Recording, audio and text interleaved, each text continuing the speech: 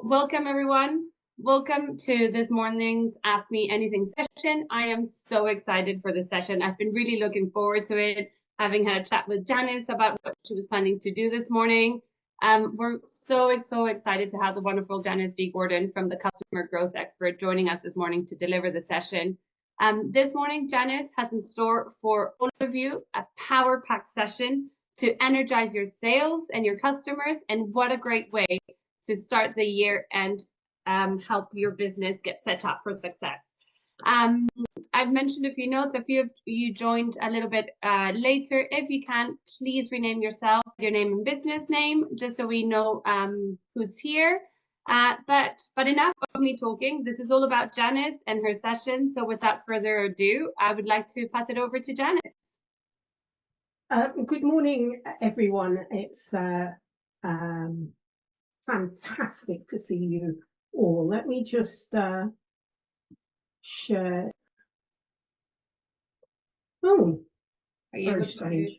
I've got a note that's come up about sharing. You will be sharing other screen sharing. Do you want to continue? I've never seen that note before. Zoom's always changing things, aren't they? I don't know what happened. Even when we've just done a test. Yeah, I know, exactly. There we are. Really strange. All right, excellent. Okay, so yeah, I've got a power-packed session for you today, and this meeting is being recorded. Delighted to be sharing some real insights. We all need to sell, but many people have a fear of selling, which means they have a fear of growing their business. So, you know, my mission is to stop that. So the aim of this presentation is to equip you with really actionable insights to refresh your sales strategy and to ensure that your goals by the end of 2025. So I'll be giving you a really simple framework. Things go wrong when we complicate things, so I really want to strip all of that out and simplify it all. And giving you a framework so that you know you can literally implement it within minutes of finishing this call. And I really hope you're motivated to really think about how I can implement this. So I'm going to be talking for about 20 to 30 minutes. Then we're going to have about an interaction where you'll go into breakout groups and discuss some of the questions I've got for you. And that will be about 15-20 minutes. And then and we'll also have like time for at the end. Now, if there's a particular burning question, then please do ask it, or make sure that you don't forget it. So kind of make a note of it, put Q in the chat so we can find it, and then ask your question, and I will pick it up. Otherwise, we'll do it all at the end, and so make sure you think about, how can I apply this into my business? And you know, if there's more information, please do ask me. Make sure you've got the chat open, because I'll be using that for interaction as well. Now, I do love interaction and I love engagement. However, if you're not feeling it, I mean, I was ill, lots of people are ill. If you're not feeling, I know lots of people may not want to have their camera on. That's okay. Do not feel under any pressure. The most important thing to me is that you're able to apply the insights and the strategies I'm going to give you today. That's the most important thing to me. So if that's okay, put yes in the chat so that I know that you know you're alive, you're awake, and you're ready to rock and roll. Brilliant. I can see I'm getting lots of yeses. I do appreciate that. So if looking at this this diagram, if I told you this is a typical B2B buying journey, this is the process we're asking our buyers through. How does it make you feel? Put in the chat some words that when you look at this, how does this make you feel? Crazy, absolutely, dizzy, overwhelmed, certainly. Now just think, this is how your buyers are feeling.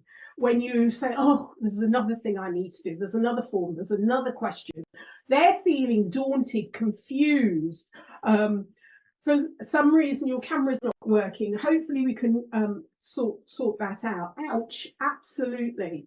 Yeah, so the 30 years that I've been doing sales consultancy, speaking about revenue generation and simplifying it and being more customer centered. For years, I have seen how smaller SME businesses have emulated the 7-step or the 9-step or the 27-step sales process. Now, often it doesn't work. They feel overwhelmed, and they feel as you all do, feeling daunted by the process and fearful of the process because it's so complicated, all of the different steps. But you know what? It's often inappropriate, and it doesn't suit your needs. It doesn't suit their needs for a customer-centric revenue generation process. So we're going to simplify that. Typically, a sales process looks like it is on the left. When we're looking at the larger businesses, you often, I'm sure you have this as suppliers, right arm doesn't know what left arm is doing. They don't talk to one another. It's really complicated. But even as SMEs, we have complication within and complexity within our processes. So for our buyers, this is what it feels like on the left. Was actually the buyers want a seamless process. They want a simple process. They want to know the journey, and they want to feel engaged in the journey, that it's going to have a real benefit at the end of it. 77% of B2B buyers said that their last buying experience was complex or difficult. So it created a really poor buyer experience. Now, I'd like you to think about when the last time you purchased something, was it really simple and enjoyable? Is it something you would want to do again? Or was it something where, oh gosh, if they only did this? I often think that if they only did it this way, I mean, I don't know, kind of hands up whether, you've ever had an experience and felt, oh my gosh, if they only simplified it, made it easier, gave me that information up front, it would have been so much easier. This is the way a lot of our customers are feeling. 77% of salespeople are in the wrong role or should not be in sales at all. 77%. I don't know if that surprises you. That's 3 in 4 people either shouldn't be in sales or are in the wrong role. How do I know this figure? Because I'm a partner in a rigorous sales system that I call Scale. It has assessed over 2.6 million salespeople across 200 industries and 158 countries. Each of the sales assessments per person has 465 data points that we're assessing. It is the only sales-specific, predictive and verified resource. And I use it very much as my foundation to everything I do, because I, like my customers, want to see the ROI. I want to know I'm making a difference. So that is my starting point. But not only that, because it's been going for over 30 years, we're able to go back in, interrogate that data, that information, so we know what best practice is. We know what great looks like for each of the industries that I work in and that we assess. So that I can tell you that, 77% salespeople either are in the wrong role, because we can measure that, or shouldn't be in sales. And it helps us to identify what are the actual sales competencies that will lead to revenue growth. So I'm going to kind of delve into this a little bit more for you. Now, I'm looking at the gallery here, so I've got 2 screens, but I've also got the gallery because I want to see your faces. Let me ask you, if you have a negative perception of salespeople, do you have a negative perception of salespeople? And I'd like you to put in the chat yes if you feel uncomfortable about being associated with how you perceive salespeople to be. So yes, if you feel uncomfortable. Most of the time, no. David, no. Okay. I have when they're pushy. Well, is that 50-50%? No. Certain salespeople, yes. Yeah. Anyone else? Are you uncomfortable with the association of your own perception of salespeople? Depending. Yeah, it always depends. Yeah. Okay. So 30-40% are kind of yes, and there's about 34% it depends, right? Okay, so that's really interesting. There's a few, about 20% I think said no, they're not uncomfortable with the perception that they have. So that's interesting. Okay, so 62% of the top salespeople in the world are introverts. I don't know if that surprises you. 62% of the top 62% of the top sales people in the world are introverts. Yeah. 84% of the bottom 10% worst salespeople in the world are extroverts. Does that surprise you? The interesting thing is that introverts excel at consultative selling, asking open questions and actively listening to the answers, right? But we're recruiting still today more extroverts into sales. I know that the top 5%, more of them are introverts. So it's really interesting. Some of you, the perception that you have, it does surprise you. The majority of the people are extroverts. That's really interesting. Thank you. It's really interesting. This is that we're recruiting more extroverts than introverts, but introverts are in the top quartile of the best salespeople. And then if you compare that with your perceptions of salespeople as well, what I would like you to do is to reframe sales for service, because this is a really important point. What we do is provide a service, we sell a product. The process of getting to that point where we've problem solved, is this the best product for you, is in the sales process. We need to go through a process to get to delivering our product and our service. But actually, I want you to think of the selling of it as part of your service. And in that, what you're doing, you're assessing and you're asking your customers question, you're problem solving, which is the same part of what you're doing when you're in delivering the service as well, right? It's almost like two sides to the same coin. It's not separate. It's part of what you do in delivering your product and service. So I'd like you to reframe sales being separate, but actually being part of your service experience. That's how I'd like you to start thinking about sales. So CEOs, CROs, and sales leaders hire me to speak at sales conferences or within their teams or work with their revenue leaders, because they know they're working with a foggy crystal ball. They don't know the solution to that. Thankfully, I do. So even at conferences like this, I spoke at a conference in Lithuania. I was able to demonstrate the opportunity cost to all of those sales leaders in the audience, how much money they're leaving on the table because they're continuing to work in a fog of hope and promises.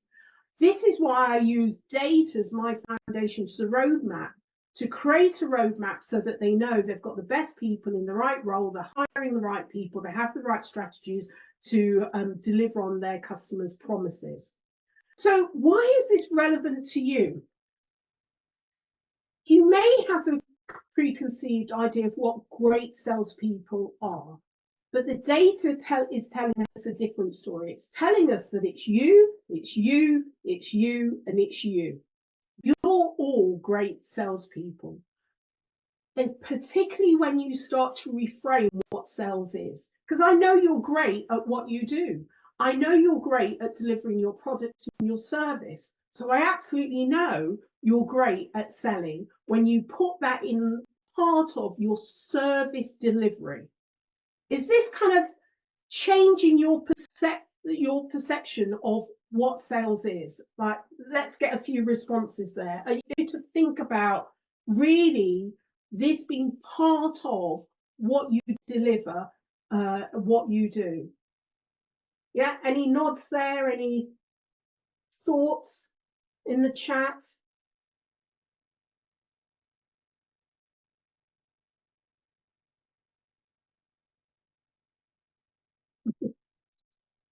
Okay, so you can create your own standout sales process by delivering your service experience. And the way I would like you to start thinking about sales as part of a process. It feels like sales is a bridge between what I do and attracting the right people. It is. It's the conversation, those two things, really. That's all it is. Sales is just a conversations. Definitely, it made me think about the process which will follow when delivering the service. It's part of the delivery of your service. It's the whole thing. So, to better solve your customers' problems, what you need is a really simple framework I'm going to give you now. And all it is before, it's during, it's after. That's it. Forget about the 7-step sales process, 9 or 27 steps, and thinking about that really crazy diagram. I want you to think before, what do I do before? What do I do during? And what do I do after? And set an intention. Let's kind of start to go through that. So,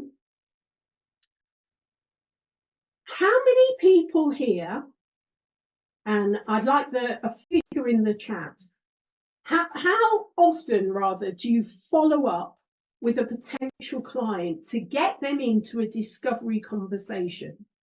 So how many times will you call them? Will you contact them? Will you chase them?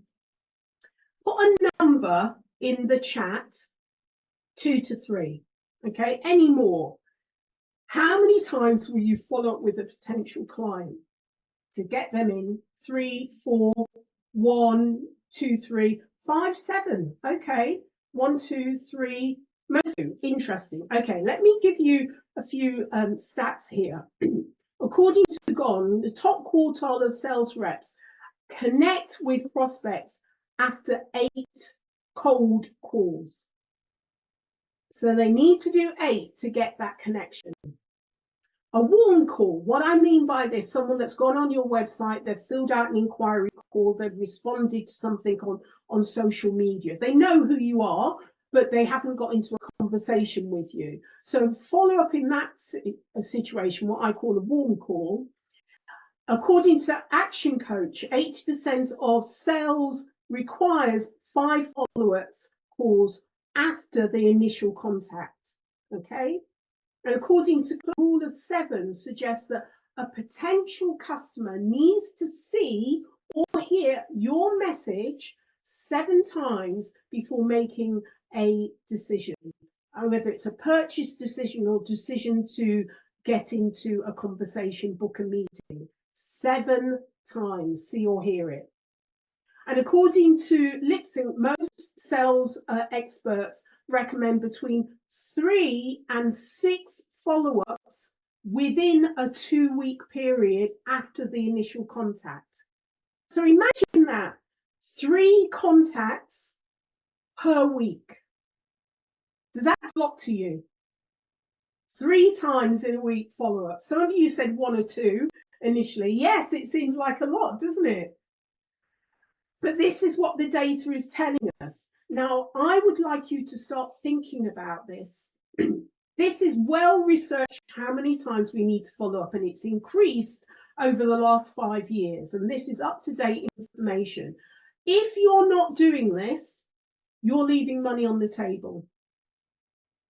If you're not following up as much as this, and it's uncomfortable, I know it seems a lot, you're telling me that 7 times. My gosh, right? But if you're not doing that, money on the table. So I'd like you to start to change your mindset. Now, the mindset I'd like you to have around this is that unless you are following up those 3 times in a week or 5 times or 7 times, right?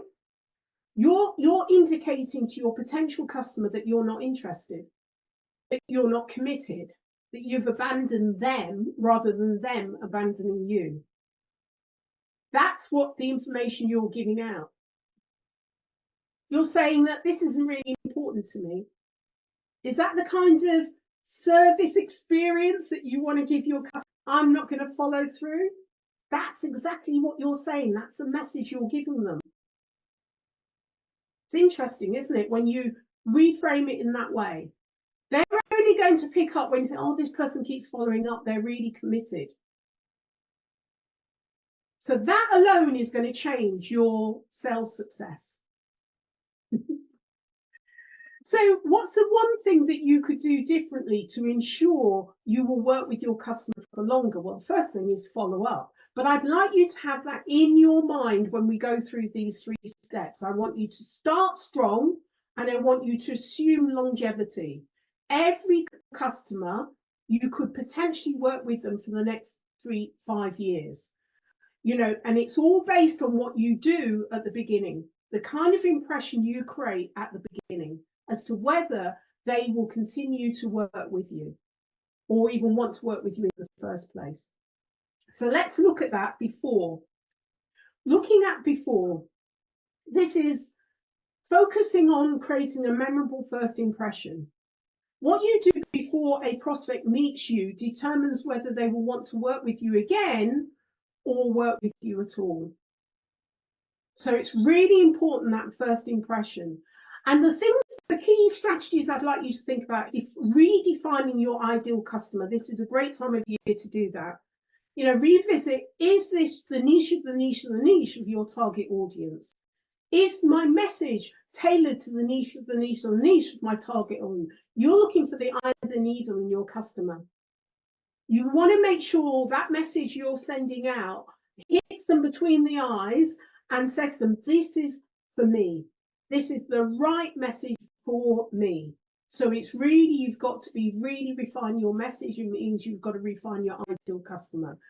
Looking at auditing your digital presence. First, remember, it's got to be memorable. Are you credible? Do you look credible? What do you say is credible? When all of your social footprint, is it telling everybody what you were going to do for them, and who they are, you know, the message that you send out, how you present yourself, you know, how credible you are. Review that. And then also, is your offer really clear to that niche of the customer? How do you solve the problem? What problem are you solving? How is it relevant to that customer? This is what you need to look at in the before and create a great first impression. So they know they're in the right. So are you starting to think about things you can do during the next phase in this process? During creating a memorable experience. Remember, sales is part of your service and your product. So that's where you start. You don't start when you've sold it and you're delivering. You start at the very beginning, the first interaction, you know, the first meeting. You've got to build strong relationships and showcase your value. Your prospects won't just remember what you said. They'll remember how you make them feel. In that first meeting, you've got to set an intention as to how they're going to walk away feeling. And in how you organise and deliver that initial meeting to them has got to deliver on that intention. Remember, Maya Angelou said, what people remember is how you make them feel. So that's what you need to do in the first telephone conversation, their first meeting. You've got to adopt a consultative, these are the key strategies, adopt a consultative approach, active listening, thoughtful questions. You've got to leverage personalization. Let them know you've done the research, and many of your questions is to qualify what you already know. And then showcase the value as well, your problem solve. How does the value of your products and service meet their business objectives? You have got to demonstrate all of that in the during. Remember, this is not delivering your product yet. This is literally getting to that point. What is the service experience of being having a conversation with you. So you need to plan it out and really think about it before. So now looking at after, this is beyond the contract. The contract is signed. Your job doesn't just end with the contract. It's the start of the beginning of a long-going, lasting relationship. That's your attitude. You're in it for the long term. So how are you going to, if that's your intent, you're going to demonstrate that? So it's about delivering exceptional service, exceeding their expectations during the delivery so that you have an after and another after and another after. So I'm going to give you a few acronyms here. Your aim is to have 3 R's and using the 2 F's. So the 3 R's in this is the after is to get referred, retained, recommended. That's what you want. In order to get the 3 R's, you need the 2 F's. You need feedback and you need follow-up. Remember I talked at the top about how important follow-up is. You never stop that follow-up. It's not just to get them into the initial call. You're following up even when you're delivering. Following up when you finish delivering in order to get retained, in order to get referred, in order to get recommended. You're getting feedback all the time. How was that for you? What more can I do? You need to make sure that you're doing this not only at the beginning, in the middle, in the end, and the after, but you're continually doing these things. Okay, so that is what you do before, what you do during, and what you do after to create a service experience your customer is going to remember and want to do again and again and again. Okay, we're going to do some in here, and I'm going to put you in breakout rooms. We're going to have 2 sections here. First one's lasting about 8 minutes, and I've got a download for you, or you can take your phone out and take a picture. I'm going to get you to answer these questions in the first breakout. This is helping you to really understand how you can do the before, during, and after in the way that you sell your product or service. So take a picture, because when you go into the breakout room, you won't have this screen, or in the chat, there will be a download that you can download and have that with you as well. If we could just place that in the DF, download of these questions. All right, so what I would like you to do in your pairs, you've only got 8 minutes, ask the question and answer it. You might even want to record your answer. I just want your initial answer. You can go back after this session and do more work around it.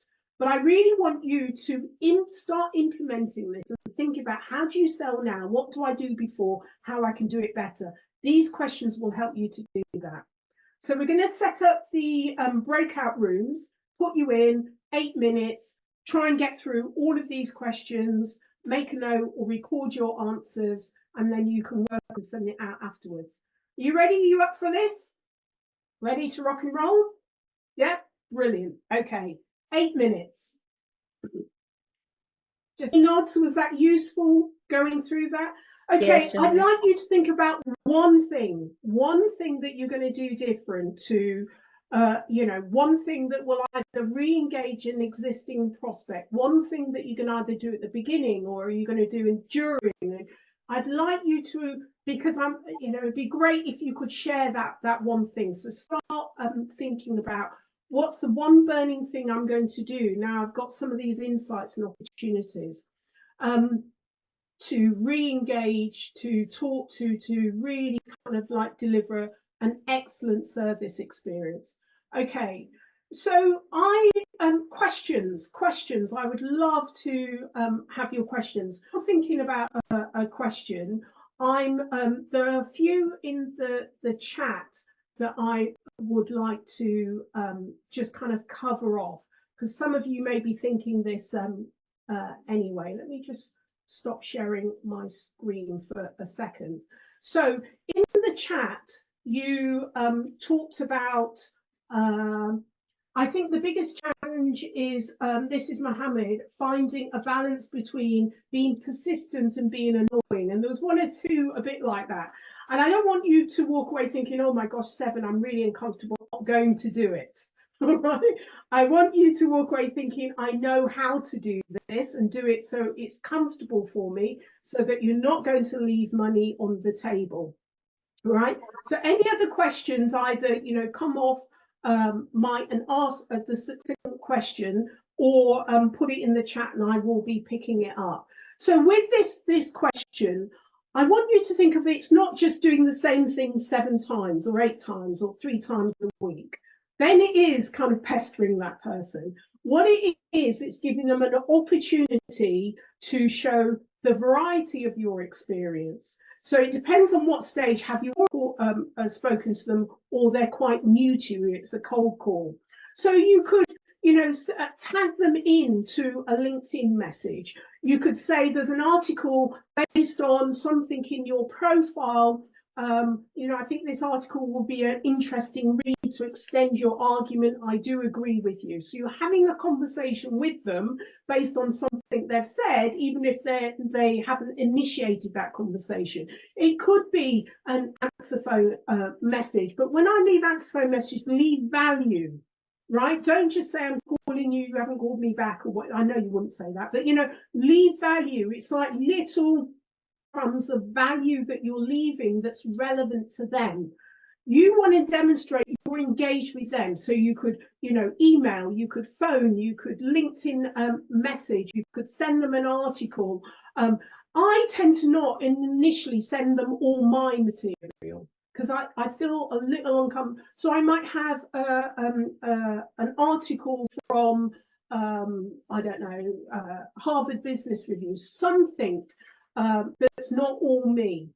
Or I may connect them with someone. I saw something that you wrote, and I thought this would be a good contact for you.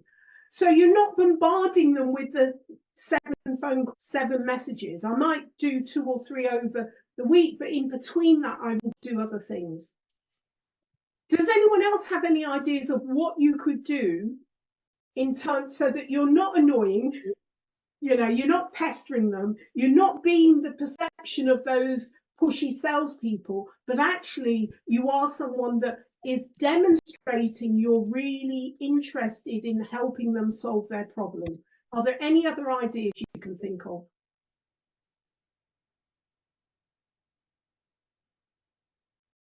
Create a newsletter. You can create a newsletter, but you need to get them into your newsletter. But ongoing, getting people in your newsletter, so that you're continuing to offer value. Offer something first, whether it's first time coffee. But that's still an investment of their time. What you could do is send them a coffee voucher. And then they can do it in their own time, and then they'll think of you when they've got the voucher. But offering them a coffee is another meeting, isn't it? You need to get them into the meeting, and then you need to demonstrate value. A question. In B2B, I'm now mainly dealing with procurement. As this is, how does this work? In the past, people have seen my work when I'm either delivering leadership development programs or some other type of professional speaking. And from there, they approach me. I'm not sure how this works in great question, procurement. Procurement people are people. You need to build a relationship with them. So I don't actually think it does change. You make sure that you've got their names, they're on LinkedIn, they're seeing your material. What you want to do with procurement is to be top of mind. So what is the great content that you've got? They probably won't put out too much information, because they don't want to be bombarding them with, have you got a contract for me? Have you got a contract for me? But what you can do, I know you don't do this, but that's how they might interpret it. But what you can do is make sure that they see your great content and material, because you want to remain top of mind with them. They will contact you if they've got an inquiry, and then you need to, this is the start of your delivering your service experience.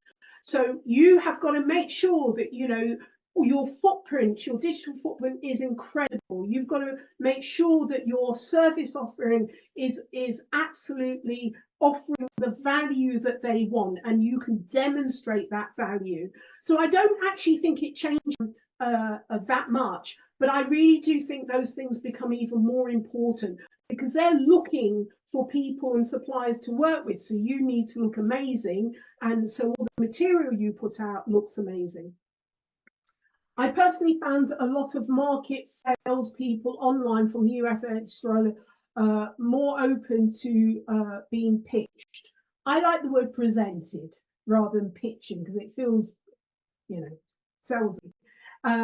Do you find a difference in the sales process? Absolutely. Different regions have different sales processes. There's lots of more cold calling in America. I do lots of work in America. They're very pitchy, salesy, all of that. But that is changing to it more European. And I don't think Australia is somewhere between the two, between Europe and the US. Absolutely, it is different, and you do need to adapt. But don't compromise your values. Don't compromise your standards. If you do things in a certain way, it works. It will work in different countries as well. And they will probably like you all the more for it. And, you know, people tend to think that you're of a certain caliber when you come from certain places. We'll really lean into that. My English accent gets very English when I'm in America. If you agree, can we sign them up to a sequence of useful emails which gets them in automatically? No. I think personal building a relationship with a human, do not automate that relationship and expect to get a great result. You have got to do the work. That's 7 times, yeah, it's work. But I would, well, at the beginning of each year, I select 5 companies, 5 people I want to work with by the end of the year. I'm nurturing them through the year, right?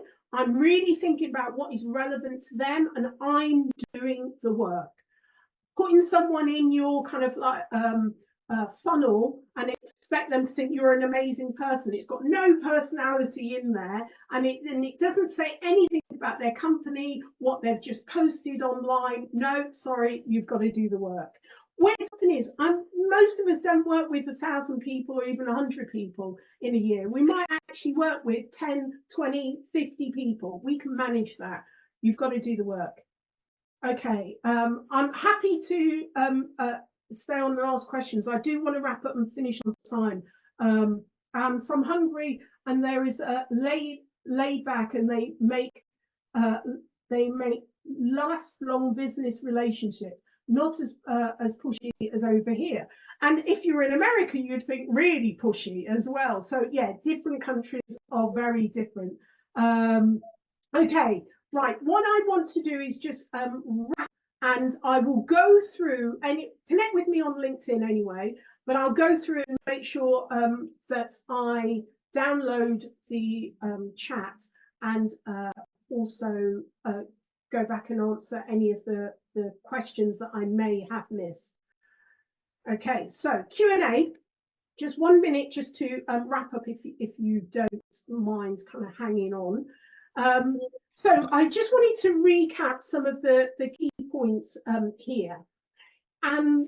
Selling and buying can be complex. That's what we said at the top, and we've got to simplify it for our customers and make it pleasurable, memorable experience. So one thing you can do is either before, during, and after, think of that one thing and do that one thing really well, and then think about another one thing.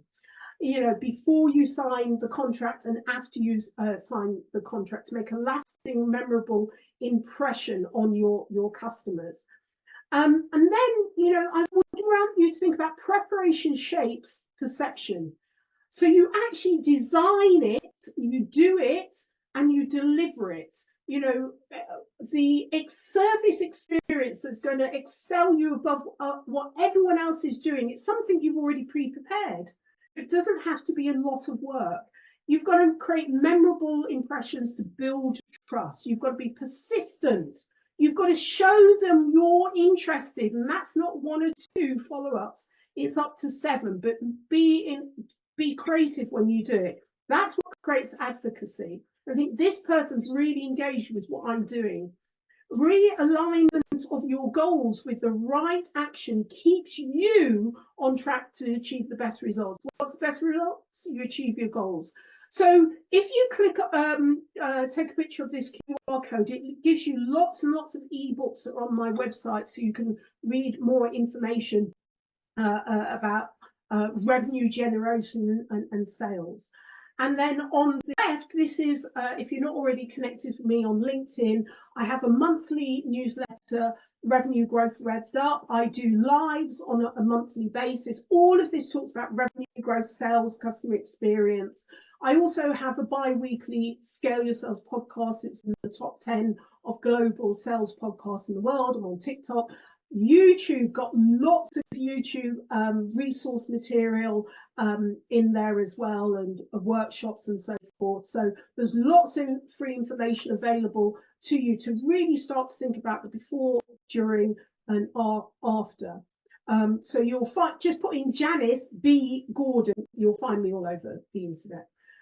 My social footprint. I remember I once got an Israeli border, and I said to them, "I'll just put in my name." They didn't believe me, and after they saw me on the internet, they were very much nicer to me. So I think that got me out of trouble as well. So your footprint can get you out of trouble as well.